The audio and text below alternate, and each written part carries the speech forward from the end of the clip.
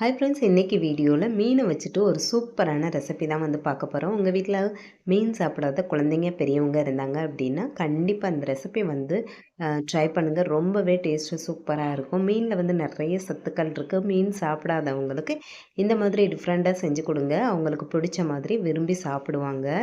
இந்த ரெசிபிக்கு வந்து முள் கம்மியாக இருக்க மீனாக வந்து எடுத்துக்கணும். அப்போ தான் நல்லாயிருக்கும். நான் இன்றைக்கி எடுத்துக்கிறது வந்து புள்ளச்சிரா மீன் எடுத்திருக்கேன். இதில் நடுவில் மட்டும்தான் முள் இருக்கும். அந்த முள்ளை வந்து எடுத்துட்டு அந்த மீனை வந்து நல்லா சின்ன சின்ன பீஸாக இது மாதிரி கட் பண்ணி எடுத்துக்கணும். நீங்கள் எந்த மீன் வேணுனாலும் எடுத்துக்கலாம். துண்டு மீனாக இருந்துச்சு அப்படின்னா ரொம்ப நல்லாயிருக்கும் இந்த ரெசிபிக்கு. இப்போ வந்து மீனை வந்து கட் பண்ணி க்ளீன் பண்ணி எடுத்து வச்சாச்சு. இதுக்கு தேவையான மசாலாலாம் என்னென்னு பார்த்துடலாம்.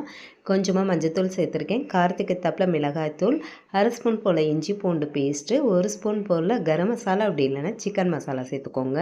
அப்புறம் கொஞ்சமாக சிக்கன் ஃப்ரை மசாலா சேர்த்துக்கோங்க. இது இல்லைன்னாலும் பரவாயில்ல, மிளகாய்த்தூள் கொஞ்சம் கூடுதலாக சேர்த்துக்கோங்க. அப்புறம் தேவையான அளவு உப்பு சேர்த்துட்டு ஒரு 1/2 ஸ்பூன் போல் கார்ன்ஃப்ளவர், அப்படி இல்லைன்னா அரிசி மாவு வந்து இதில் சேர்த்துக்கோங்க. ஃபஸ்ட்டு இந்த மசாலா எல்லாத்தையும் ஒன்று சேர நல்லா கலந்து விட்டுட்டு அதுக்கப்புறமா தண்ணி சேர்த்து கொஞ்சம் கொஞ்சமாக தண்ணி சேர்த்து நல்லா கலந்து எடுத்துக்கலாம். இந்த மாதிரி மிக்ஸ் பண்ணி எடுத்துக்கலாம். இப்போ வந்து க்ளீன் பண்ணி வச்சுருக்க மீனை வந்து இந்த மசாலாவில் போட்டு நல்லா பிரட்டி எடுத்துடலாம். எல்லா மீன்லேயும் மசாலா படுற அளவுக்கு நல்லா பிரட்டிட்டு இதை வந்து ஒரு 1/2 மணி நேரத்துக்கு அப்படியே வந்து ஊற வச்சிடலாம். அப்போ தான் வந்து அந்த மசாலாலாம் மீனில் பிடிச்சி சாப்பிட்றதுக்கு நல்லாயிருக்கும். மீனோட ஸ்மெல்லு வந்து வராமல் இருக்கும். வேணுன்னா கொஞ்சமாக லெமன் ஜூஸ் கூட போட்டுக்கலாம். இப்போ வந்து 1/2 மணி நேரம் கிட்ட நல்லா ஊற வச்சு எடுத்துட்டேன். ஒரு பாத்திரத்தில் வந்து ஒரு முட்டை உடச்சி சேர்த்துக்கலாம். இதுக்கு கொஞ்சமாக மட்டும் உப்பு சேர்த்துக்கிறேன். அந்த முட்டையோட ஸ்மெல்லு வராமல் இருக்கிறதுக்காக கொஞ்சமாக மஞ்சத்தூள் சேர்த்துருக்கேன். இதில் வேணும்னா மிளகுத்தூள் கூட சேர்த்துக்கலாம். இப்போ முட்டையை வந்து நல்லா அடித்து எடுத்து வச்சுருக்கேன்.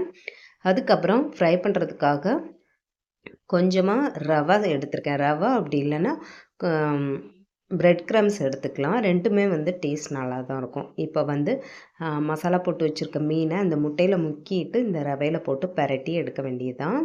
இது மாதிரியே எல்லா மீனையும் வந்து ரெடி பண்ணி வச்சிடலாம்.